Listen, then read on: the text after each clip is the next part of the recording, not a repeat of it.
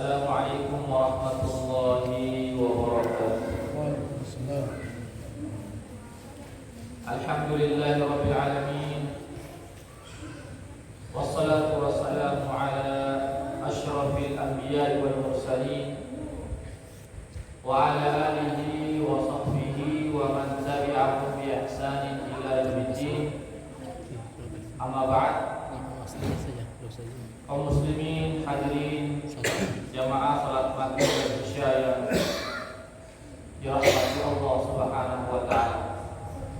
Pertama-tama kita senantiasa memuji Allah Subhanahu wa taala dan bersyukur kepadanya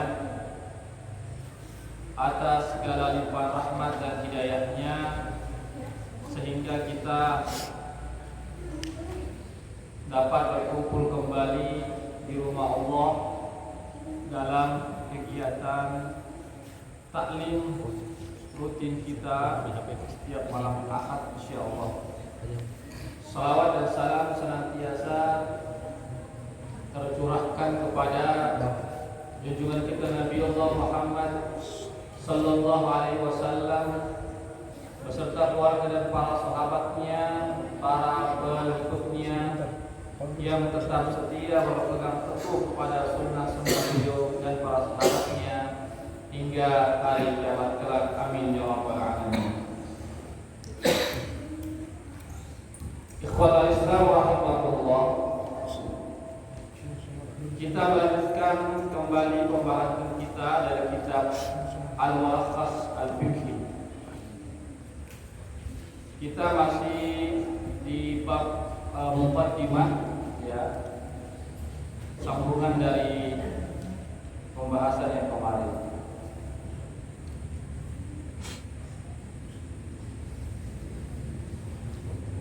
Di sini Syekh Shalih Al-Fauzan rahimahullah taala mengatakan, hafizahullah taala mengatakan, semoga Allah menjaga beliau,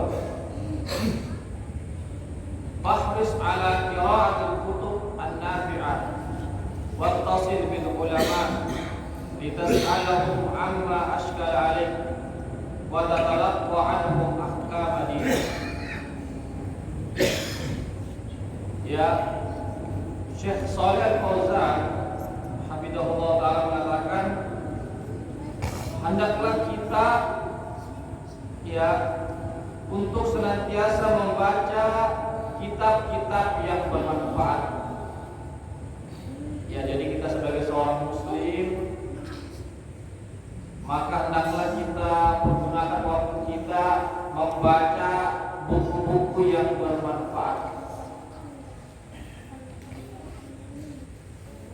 Wattasil bil ulama, dan hendaklah kita senantiasa berkomunikasi dengan para ulama. Ya, kita bertanya dengan para ulama. Ya, kenapa? Karena para ulama tentu dapat memberikan jawaban-jawaban atas apa yang kita permasalahkan. Litas'alahum amma ashkala alaik, ya, yaitu berkomunikasi dengan para ulama agar kita bisa menanyakan apa persoalan yang kita hadapi. Ya. Para ulama adalah pewaris para nabi. Al-ulama warasatul anbiya. Wal anbiya lam yuwarithu dinara wa la dirhama, wa innama warasul ilma, faman akhadahu bihadin wafir. Para ulama itu adalah pewaris para nabi, dan para nabi tidak meninggalkan dan mewariskan harta. Ya, para nabi tidak mewariskan harta, tidak mewariskan uang, tidak mewariskan emas dan perak, tetapi para nabi hanya mewariskan ilmu. Namun kata Nabi, faman akhadahu bihadin wafir. Barang siapa yang mewarisi ilmu, maka dia telah mendapatkan warisan yang sangat banyak. Ya, jadi kita mesti terus bersyukur tatkala kita bisa berkomunikasi dengan para ulama, menanyakan tentang perkara-perkara agama, karena para ulama adalah pewaris para nabi. Wa kadzalika 'alaika an tu'na bi hudurin nadawat wal muhadarat ad-diniyah allati tuqamu fil masajid wa ghayriha wa tastami ila al-baramij ad-diniyah min al-ida'ah wa taqra' al-majallat ad-diniyah wan nasharat allati tu'na bi masail ad-din. Ya, Syekh Shalih Al-Fauzan hafizahullah taala mengatakan, maka hendaklah kita senantiasa menghadiri ceramah-ceramah agama. Iya, menghadiri kajian-kajian agama. Ini pesan beliau. Iya, pengajian-pengajian, ceramah-ceramah, kajian-kajian, baik itu dilaksanakan di masjid. Ya, seperti sekarang ini, alhamdulillah kita menghadiri kajian-kajian, talim-talim kita yang diadakan di masjid kita, ataupun di tempat-tempat yang lainnya, Iya. Dan kita juga senantiasa mendengarkan ya kajian-kajian agama, kata beliau, atau ceramah-ceramah agama dari media-media sosial. Alhamdulillah media sosial banyak ya, silakan kita buka ya, dengarkan kita ceramah-ceramah yang mana kita ambil dari para ustaz-ustaz kita. Dan hendaknya juga kita membaca majalah-majalah agama, ya, majalah-majalah agama atau brosur-brosur agama. Ya, sekarang ini kan kalau kita kan ada namanya website, ya, media sosial, ya, artikel-artikel. Silakan kita ya baca sebanyak-banyaknya. Ya. Fa idza harasta wa tatabbata hadhihi rawafid al-khairiyyah namat ma'lumatuka wa istanarat basiratuka. Kata beliau, apabila kita konsisten dan komitmen untuk terus belajar dan belajar, menghadiri majelis-majelis ilmu, bertanya dengan para ulama, membaca kitab-kitab agama dengan penuh konsisten dan kesungguhan, insya Allah maka ilmu kita akan bertambah. Ya, maka ilmu kita akan bertambah. Jamaah sekalian. Dan bukan cuma ilmu, ya, tetapi ya artinya iman kita juga meningkat. Ya, jadi dengan kita banyak membaca, banyak menghadiri kajian-kajian keagamaan, ya, kita sering bertanya dengan para ulama, dengan para ustaz-ustaz kita, maka bertambah kita punya ilmu, dan insya Allah juga bertambah kita punya pemahaman dan keimanan kita kepada Allah Subhanahu wa Ta'ala. Kemudian kata beliau, wala tansa ya akhi anna al-ilma yanmu wa yazmu ma'al amal, fa idza aminta bima 'alimta zada Allahu ilma wa biasa. Beliau mengatakan, wahai saudaraku, hendaklah janganlah engkau lupa bahwasanya ilmu itu bertambah dan terus bertambah jika disertai dengan amal. Ya, jadi ilmu ini, ikhwatul Islam rahimahullah, ilmu ini mesti kita amalkan. Iya. Artinya kalau ilmu ini mau bertambah dan terus bertambah, maka hendaklah diamalkan. Sama seperti apa? Sama seperti pisau. Itu pisau kalau dipakai, insya Allah dia akan tajam. Tapi kalau pisau disimpan-simpan saja, tumpul. Iya, berkarat. Iya, tumpul dan berkarat. Itu pisau. Coba parah kiri di rumah, 1 bulan 2 bulan tidak pernah dipakai, tidak pernah diasah-asah, tumpul itu, bahkan berkarat. Sama juga ilmu. Jadi ilmu yang sudah kita pelajari kita amalkan sedikit demi sedikit. Ya, kata Syekh. Ya, jadi ilmu itu bertambah. Ya, dan ilmu itu semakin semakin murni kalau diamalkan. Ya, kalau diamalkan bertambah dan murni. Iya. Jadi ilmu itu juga perlu namanya kemurnian, kejernihan ilmu. Bukan cuma bertambahnya ilmu tapi kejernihan ilmu. Sama seperti air, itu air kalau mengalir kan jernih kan. Tapi kalau air itu tergenang, tidak jalan, lihat got. Itu got itu kalau tergenang, tidak jalan, tersumbat, penuh penyakit, bau busuk. Tapi air di got itu mengalir, sungai mengalir itu akan jernih. Iya, tidak ada penyakit.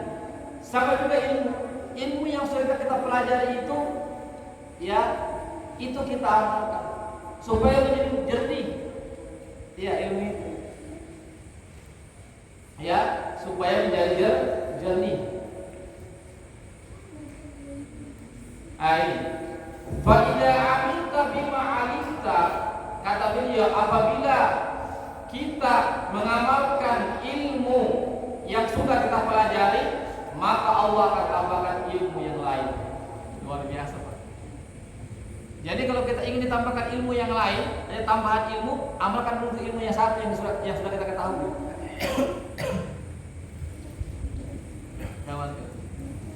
Ya.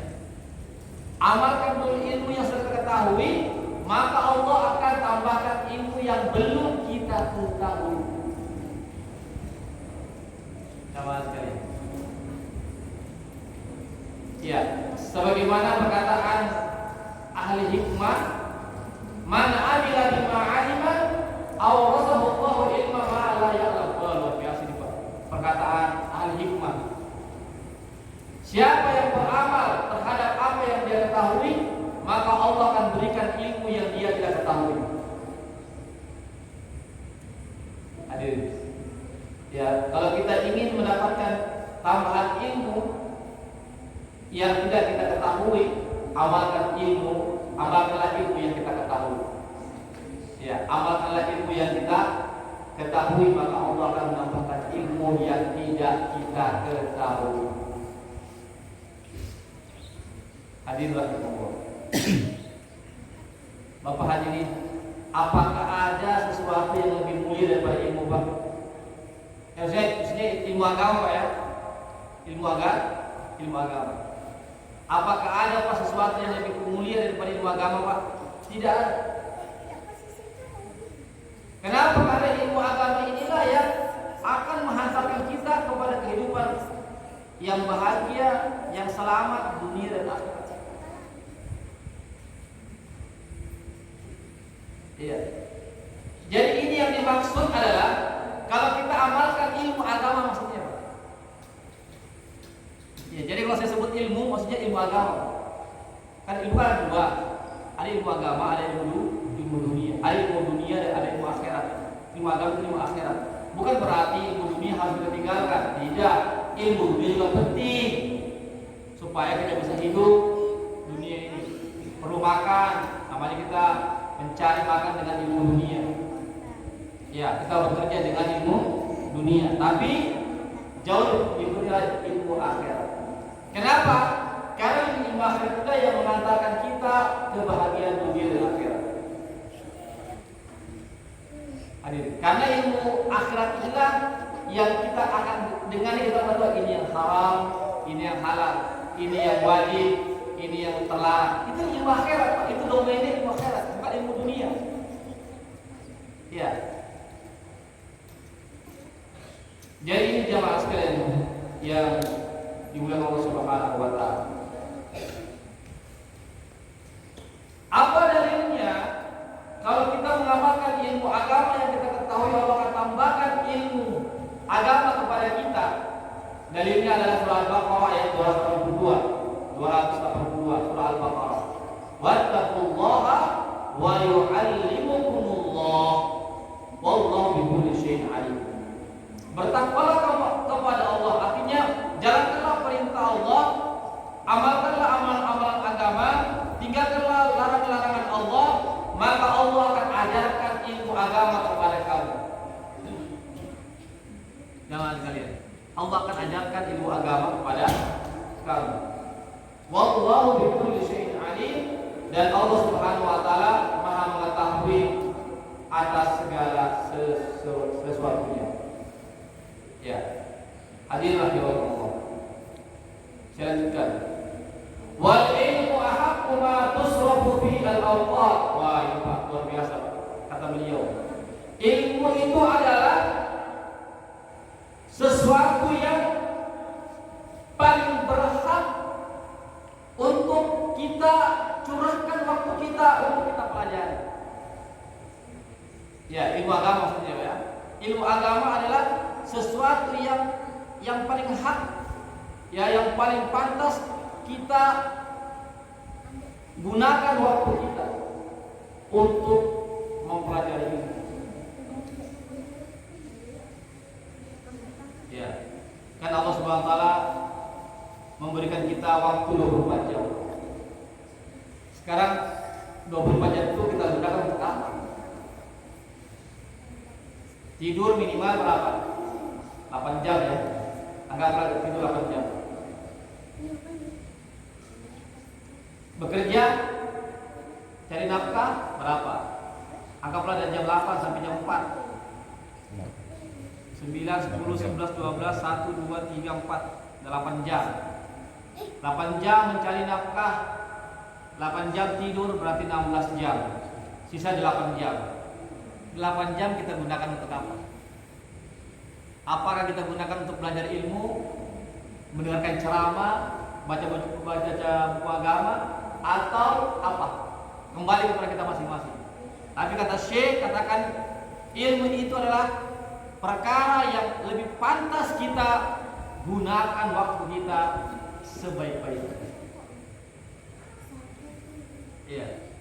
Mestinya juga, ya, saya tekan tadi kan 8 jam bekerja mencari nafkah, itu sudah kewajiban kita ya, namun kita tinggalkan itu karena kita berkewajiban untuk mencari nafkah. Kemudian 8 jam, anggaplah 8 jam kita dalam sehari semalam tidur 8 jam, berarti 16 jam. Sisa ada 8 jam. Ya. 8 jam ini kira-kira berapa jam kita mau pakai untuk belajar membaca, Pak? Membaca ilmu. Ya, buku-buku agama, atau kita buka YouTube kah, terserah, yang penting dia agama. Yang penting agama. Ya. Ya, apakah buku-buku agama, terserah. Kira-kira berapa jam kira-kira, Pak? Ya. Dari 8 jam ini kira-kira berapa yang mau kita ambil ini, Pak? 8 ini, waktu yang kosong ya, anggap ini waktu kosong ya. Kan 8 jam kan sudah mencari nafkah, 8 jam tidur, bahkan 8 jam kosong kan? Kosong kan ya. Jadi kita pakai apa 8 jam ini? Ya, tentu ya, kalau kita yang paham pasti kita gunakan untuk mempelajari agama. Ya. Jamaah sekalian. Ya. Bagaimana Pak Andi? Berapa jam kira-kira? 2 jam saja cukup ya per hari ya. Ya, berarti 6 jamnya itu kita gunakan, silakan kita kumpul-kumpul dengan teman-teman. Silakan kita kumpul-kumpul dengan keluarga. Silakan kita pergi jalan-jalan. Ya. Tapi 2 jamnya ini ayo kita gunakan untuk belajar. Ya. Saya katakan ini belajar ini umum ya. Dengarkan ceramah kah? Apakah lewat YouTube kah, lewat media sosial kah, baca buku agama kah, hadir di majelis ilmu seperti di masjid ini misalnya, itu namanya belajar. 2 jam per hari, Pak. Ya, belajar agama. 6 jam up to you, terserah Anda. Mau kemana? Ini katanya Syekh, katakan ilmu agama itu sesuatu yang paling berhak kita gunakan waktu kita sebaik-baiknya. Jamaah sekalian. Ya, jadi jangan dianggap Ustaz, kita kan sibuk Ustaz, saya ini seorang pebisnis, saya ini seorang pegawai, saya orang banyak. Kan sudah 8 jam. Ya, kecuali kita merasa tidak cukup 8 jam bekerja, Ustaz tak cukup, bisa maunya 12 jam. Ya, maka kurang lebih. Iya, 12 jam, anggaplah 12 jam kita bekerja. Ya, anggaplah kita bisnismen ya, ada lagi lembur-lemburnya semuanya. 12 jam, 8 jam tidur, berarti 20 jam, berarti bisa 24 jam. Maka konsekuensinya ya minimal 1 jam lah belajar. Ya, membaca buku agama kah, dengarkan ceramah kah, ya atau menghadiri majelis-majelis ilmu seperti begini. Minimal 1 jam, 3 jamnya ya sama keluarga, sama teman-teman, atau jalan-jalan, atau refreshing, healing dan seterusnya. Tapi jangan sampai kita tinggalkan untuk belajar agama. Ya. Jadi apapun kita punya profesi, jangan Ustaz ini cukupnya Ustaz belajar agama setiap hari kan itu orang-orang pesantren saja, orang-orang yang bergelut saya di bidang agama saya kan orang umum. Tidak ada istilah begitu Pak. Tidak ada istilah begitu. Semua kita, selama kita seorang muslim, maka kita berkewajiban untuk belajar. Iya. Maka kita berkewajiban untuk terus mempelajari agama kita. Ya, jadi jangan ada kita katakan sudah banyak ilmu ini. Iya. Tidak perlu saya dengarkan ceramah, tidak perlu saya hadiri majelis-majelis ilmu seperti ini, tidak perlu. Iya. Jadi siapa yang merasa dirinya sudah pintar, sebenarnya dia adalah orang yang bodoh. Nabi saja Allah perintahkan kepada Nabi, wa qur rabbi zidni ilman. Wahai Nabi, berdoalah kepada ya Rabb, tambahkanlah ilmu. Nabi yang langsung mendapatkan wahyu dari Allah, yang tetap Allah suruh untuk berdoa ditambahkan ilmu. Apalagi kita bukan Nabi. Ya, jamaah sekalian. Baik, silakan Pak. Wa yatanafasu fi nailihi zawul uqul, luar biasa. Hendaklah orang-orang yang berakal itu berlomba-lomba untuk meraih ilmu agama. Disuruh kita berlomba-lomba. Berlomba-lomba, kata Syekh. Jadi orang yang berakal hendaklah berlomba-lomba, berpacu untuk meraih ilmu. Jangan hanya berpacu untuk meraih cuan, meraih money. Iya. No time is money. Tidak ada waktu kecuali uang. Kita bukan orang-orang yang materialis. Iya. Umat Islam itu adalah orang yang mengetahui bagaimana kehidupannya kelak di hari akhirat. Iya, oleh karena itu kita sebagai orang-orang yang berakal, kata Syekh dalam kitabnya ini, hendaklah kita berlomba-lomba. Ya. Berlomba-lomba. Sebagaimana hari ini para pekerja dunia berlomba-lomba mencari dunia, Pak. Bahkan ada sudah sebelum subuh sudah bangun keluar sebelum subuh. Iya. Bahkan pagi-pagi hari sudah dia buka tokonya, buka pasarnya semua. Iya, berlomba-lomba semua orang, Pak. Ya.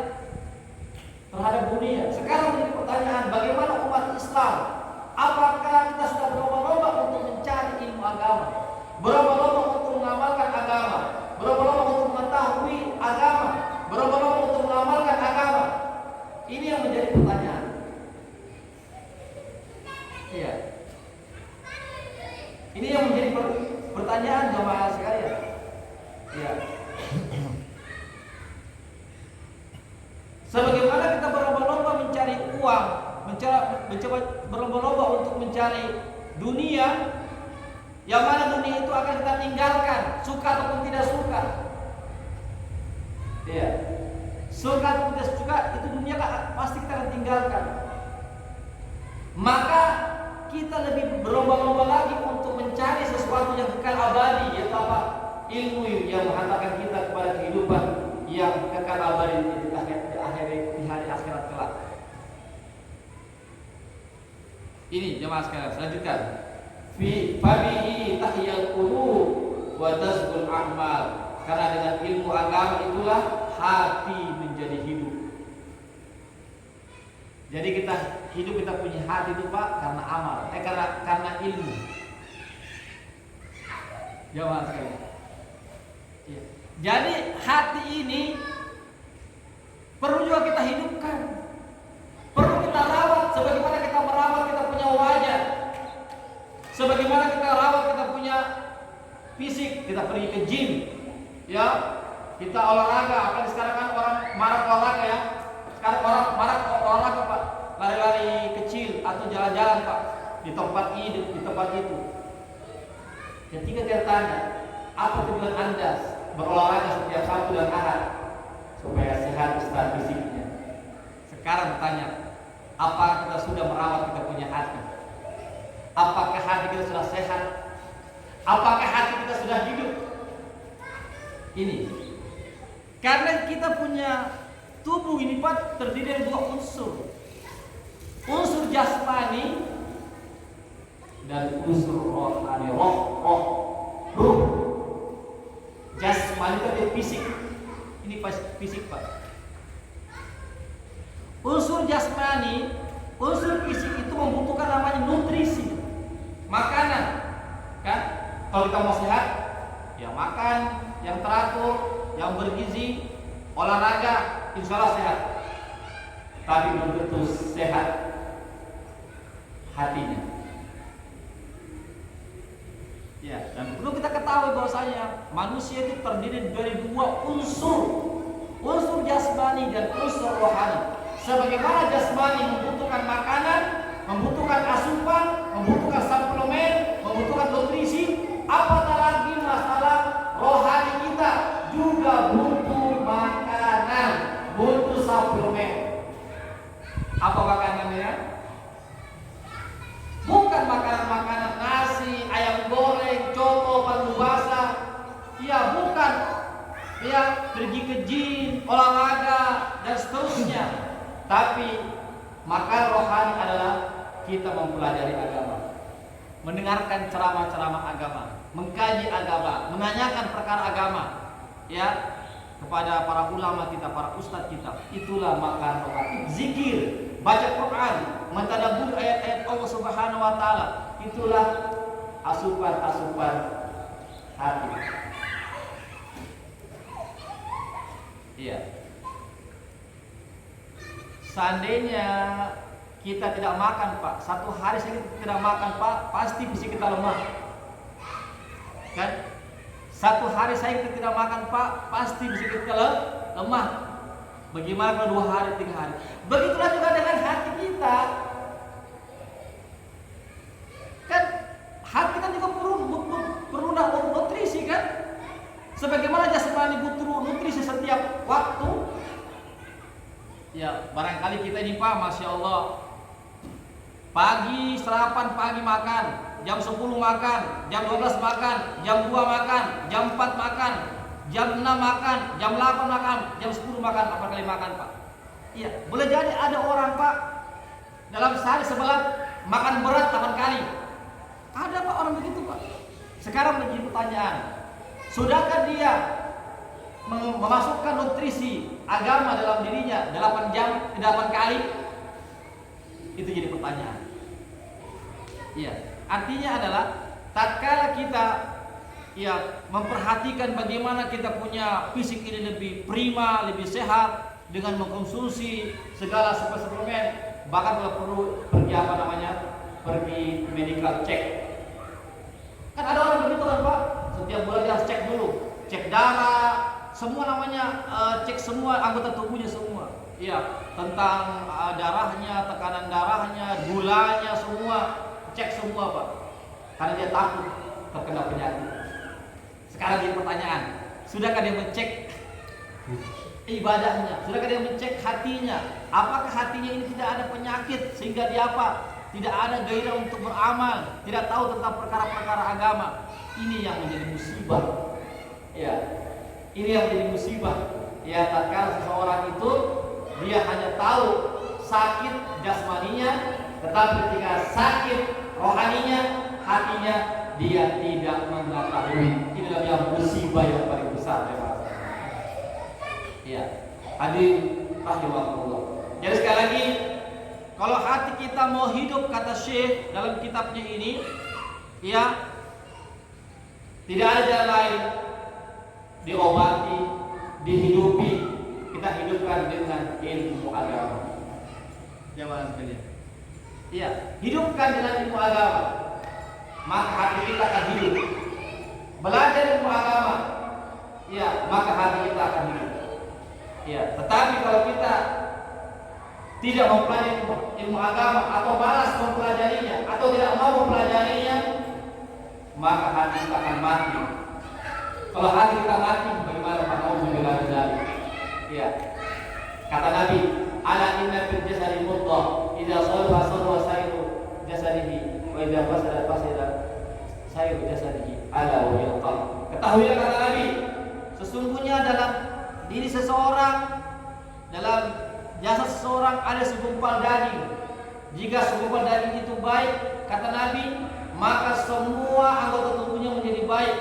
Dan apabila segumpal daging itu rusak, maka seluruh anggota tubuhnya menjadi rusak. Ketahuilah, kata Nabi, itu adalah jantung. Yang sini Pak, yang terus ini berdetak Pak, ini masih berdetak Pak. Iya, bukan di sini Pak ya. Oh, di sini hati yang namanya limpa. Iya. Yang dimaksud dalam qalbun itu artinya jantung Pak. Jantung, ya, qalbun. Jadi dia ada bendanya. Ya, jantung yang di situ letaknya. Ya. Tapi kalau kita artikan dia hati. Tapi bukan hati yang berupa limpa itu ya. Kalau kita pilih contoh Makassar, pesan hati, pesan ada kan beda kan? Pesan hati, pesan jantung itu beda Pak. Pesan hati, pesan jantung itu beda. Kalau kita pilih contoh Makassar, jantung ya jantung dikasih, hati-hati, limpa-limpa, ya, dan seterusnya. Jamaah sekalian. Iya. Jadi kata Nabi, ya, kalau hati kita baik, hati kita ya yang sehat, maka semua anggota tubuh kita menjadi sehat. Anggota kita, tubuh kita menjadi baik. Kalau hati kita sehat. Ya, makanya Pak, tanyakan kita pada ahli kedokteran. Ya, ahli kedokteran itu jadi penyebab kenapa kita tekanan darah, diabetes, kolesterol itu karena jantung ini bermasalah kan? Ya, karena apa? Karena transfusi penyebaran darah itu dari jantung itu yang terhambat. Ya, sehingga timbullah penyakit di mana-mana. Itu karena faktor jantung bermasalah. Jantung kita bermasalah.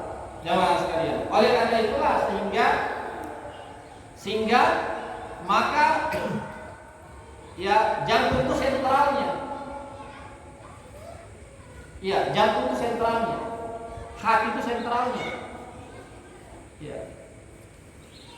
Oleh karena itulah jika jantung hati kita bermasalah, ya, maka bermasalah juga kita punya anggota tubuh kita. Ini ikhwatul Islam azzakumullah. Baik, saya lanjutkan. Kemudian dengan ilmu itu amal kita semakin jernih. Ustadz, kenapa ada amal semakin jernih, Ustadz? Kenapa ada amal semakin? Ini Syekh mengatakan amal semakin jernih.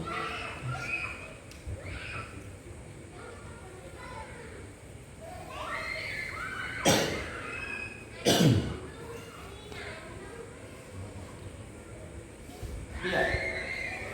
Jadi dengan ilmu itu amal semakin jernih.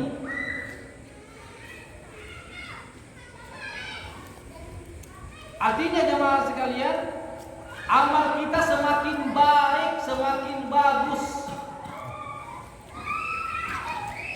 semakin berkualitas.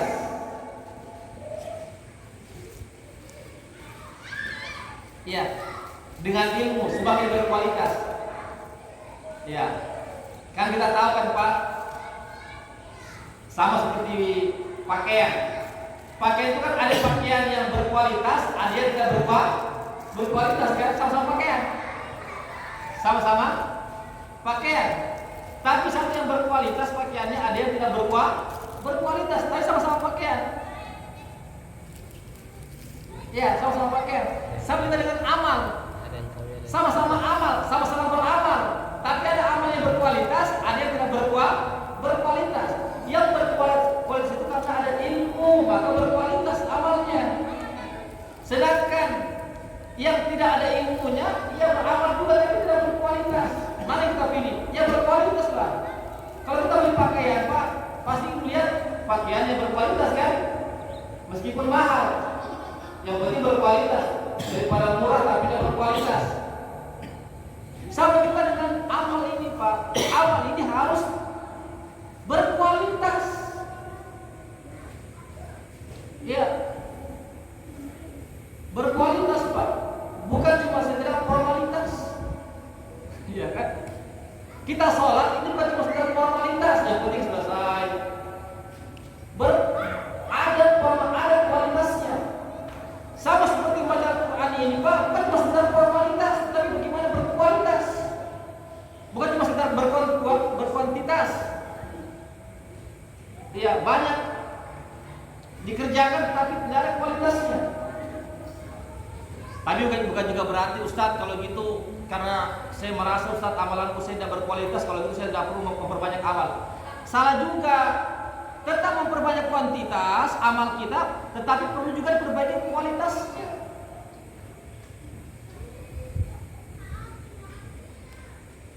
Ya sama juga kita sebagai seorang pedagang kan. Seorang pedagang itu kalau dia jualannya itu banyak pembeli, harus berkualitas dagangannya. Kalau tidak berkualitas, orang akan tidak beli. Ya. Sama juga ini di hadapan Allah. Kita ini sedang bertransaksi dengan Allah. Ya, kita ini adalah pegawai Allah. Kita digaji oleh Allah. Kenapa saya katakan kita digaji oleh Allah? Karena kita akan mendapatkan reward dari Allah. Itu apa? Itu namanya ganjaran pahala yang kita akan terima nanti di mana? Di akhirat kelak. Ustaz bilang kita ini pegawainya Allah. Ada gaji mana gaji Ustaz? Saya sudah sholat 20 tahun, mana gajimu? Sabar, ya hari akhirat baru gajimu. Mana gaji Ustaz? Saya sudah berpuasa, sudah berpuluh tahun, sabar. Dan kita insya Allah rewardnya Allah kita akan terima di hari akhirat. Jadi harus yakin kita sekarang ini sedang bekerja dengan Allah. Allah sebagai Allah yang memberikan kita reward, memberikan kita gaji, ya, memberikan kita balasan dan kita adalah pekerjanya. Ya. Sebagai contoh saja, pemimpin itu kalau melihat pegawainya bagus kerjanya, kinerjanya, maka pemimpin katakan, saya naikkan pangkatmu, saya tambahkan gajimu, saya kasih kamu bonus. Kan begitu kan? Iya. Kan begitu kan kalau kita, ya, apakah di sekolah kah, apakah di sebuah instansi kah, pasti kita punya bos suka kepada kita. Ya, kenapa suka kepada kita? Karena kinerja kita bagus. Kita punya pekerjaan bagus, kualitasnya bagus, bos senang, wah bagus ini. Sama juga kita dengan Allah. Iya, sama juga kita dengan Allah. Kita ini ibarat pegawainya Allah. Maka kita harus perlihatkan kinerja yang bagus di hadapan Allah. Kan begitu kan Pak? Kita lihat kan kinerja kita yang bagus di hadapan Allah, kesungguhan kita, keikhlasan kita, kesabaran kita di hadapan Allah Subhanahu wa taala. Ya. Ikhwatul Islam, azzakumullah. Jadi sekali lagi, kalau kita ingin hati kita menjadi hidup, maka pelajarilah ilmu agama. Kalau amal kita ingin berkualitas, maka pelajarilah agama. Jadi dengan ilmu agama, hati kita akan semakin terang, hati kita akan semakin bersih, dan amalan kita semakin berkualitas di hadapan Allah Subhanahu wa ta'ala. Ikhwatul Islam, a'azakumullah. Iya. Saya lanjutkan, Pak. Walaqad asnallahu jalla dzikruhu wa qad qaddasa asma'uhu 'ala al-ulama al-'amilin wa rafa'a min sya'nihim fi kitabihi al-mubin. Sesungguhnya Allah Subhanahu wa ta'ala telah memuji para ulama yang mengamalkan ilmunya dan mengangkat derajat mereka di sisi Allah Subhanahu wa ta'ala. Ya. Bapak hadirin, kita bersyukur dengan adanya para ulama. Iya, ada perkataan apa namanya? Al-hikmah, laulal ulama la jahilan nas. Laulal ulama la jahilan nas. Seandainya bukan karena agama, manusia itu pasti jadi bodoh. Kita tidak tahu, Pak, ilmu itu tanpa ulama. Karena kita tidak ketemu dengan Nabi. Antara jarak kita dengan Nabi itu, Pak, 14 abad yang lalu, 1400 tahun yang lalu. Tetapi kenapa bisa sampai kita tahu apa itu sholat, apa itu puasa, bagaimana sholat, bagaimana puasa, bagaimana zakat, bagaimana haji, bagaimana akhlak yang baik, bagaimana akidah yang benar. Siapa yang menyampaikan? Itulah para ulama. Ya, silakan Pak, sambil dicicipi kuenya. Jadi kita mesti bersyukur dengan adanya para ulama. Ya, karena para ulama inilah yang melanjutkan tongkat estafet para nabi dan rasul. Jamaah sekalian, termasuk ini kan kitab yang kita kajikan, kitabnya para ulama, Pak. Saya juga belajar dari kitab ini juga. Saya bukan ulama. Saya sama dengan kita semua. Saya juga pelajar. Saya seorang pelajar. Saya bukan ulama. Tapi saya cinta kepada ulama. Ya, kita harus cinta kepada ulama. Karena apa kata para ahli hikmah? Seandainya bukan karena para ulama, kita semua menjadi orang bodoh. Kalau kita bodoh, Pak, na'udzubillah, apa bedanya kita dengan binatang? Bahkan lebih sesat daripada binatang, Pak, kalau manusia ini tidak tahu tentang agama. Jawab sekalian. Lebih parah ini, Pak, kalau manusia tidak paham agama, Pak, lebih sesat daripada binatang. Binatang tersesat wajar, karena binatang, jamaah sekalian, dia tidak bisa menerima agama. Tidak bisa dia belajar agama di binatang, Pak. Tetapi kalau manusia, jamaah sekalian, Allah berikan dia mata, telinga, otak, akal, tetapi dia tidak manfaatkan untuk mempelajari agama. Oleh karena itu, manusia yang buta terhadap agama adalah manusia yang lebih sesat daripada binatang.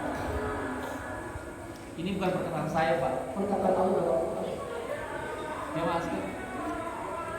Iya, Allah kata manusia yang tidak menggunakan akalnya untuk memahami agama, manusia yang tidak menggunakan telinganya untuk mendengarkan perkara-perkara agama, manusia yang tidak melihat dengan matanya perkara kebenaran, maka mereka, kata Allah Subhanahu wa ta'ala, seperti binatang ternak, balhum adall, bahkan mereka lebih sesat daripada binatang ternak. Ini bahaya nih, Pak. Bahaya, jamaah sekalian, tidak boleh main-main. Makanya hadirin, kita mesti bersyukur adanya para ulama yang mengajarkan ilmu kepada kita. Para ulama yang menuliskan kitab-kitab agama, Pak, seperti yang sekarang kita kaji, jamaah sekalian. Kita bersyukur. Karena dengan ilmu agama lah kita mengetahui mana yang hak, mana yang batil, mana yang sunnah, mana yang bid'ah, mana yang tauhid, mana yang syirik. Ini mana yang haram, mana yang halal. Itulah agama, jamaah sekalian. Hadirin rahimakumullah. Ya, barangkali ini yang bisa saya sampaikan, Pak. Ya, ini mukadimah belum selesai. Mudah-mudahan pekan depan selesai, Pak. Baru kita akan masuk dalam pembahasan kitab fikih. Ya, karena saya pandang penting sekali ini apa yang dituliskan oleh penulis buku ini.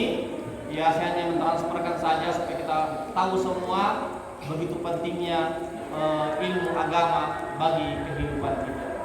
Sebelum saya tutup, ya silakan Pak kalau ada yang bertanya. Kalau mau menambahkan juga silakan. Seandainya saya salah keliru bisa diluruskan sambil makan.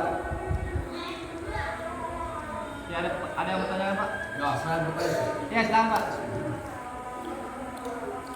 Terima kasih Ustaz. Assalamualaikum warahmatullahi wabarakatuh. Waalaikumsalam warahmatullahi wabarakatuh. Saya tertarik tadi pembahasan mengenai ulama. Kalau kita melihat ayat-ayat ini, baik itu lewat media sosial, berita atau lewat cerita-cerita, ternyata ulama-ulama kita sekarang ini banyak yang sudah melenceng dari kebenaran saya. Dari ini pertanyaan saya, bagaimana kita menyikapi ulama-ulama yang sudah melenceng dari kebenaran? Terus yang kedua, bagaimanakah seharusnya ulama itu dalam menyampaikan kebenaran kepada masyarakat? Karena bisa dikata banyak ulama sekarang yang seperti provokator saja. Siapa? Seperti provokator, Ustaz. Provokator? Iya, dia suka memecah belah umat. Nah, bagaimana seharusnya itu ulama kalau menurut tafsir yang seperti masyarakat tadi?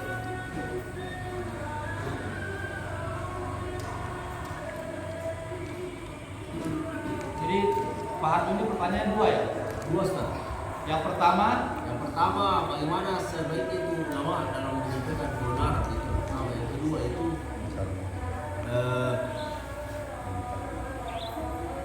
bagaimana kita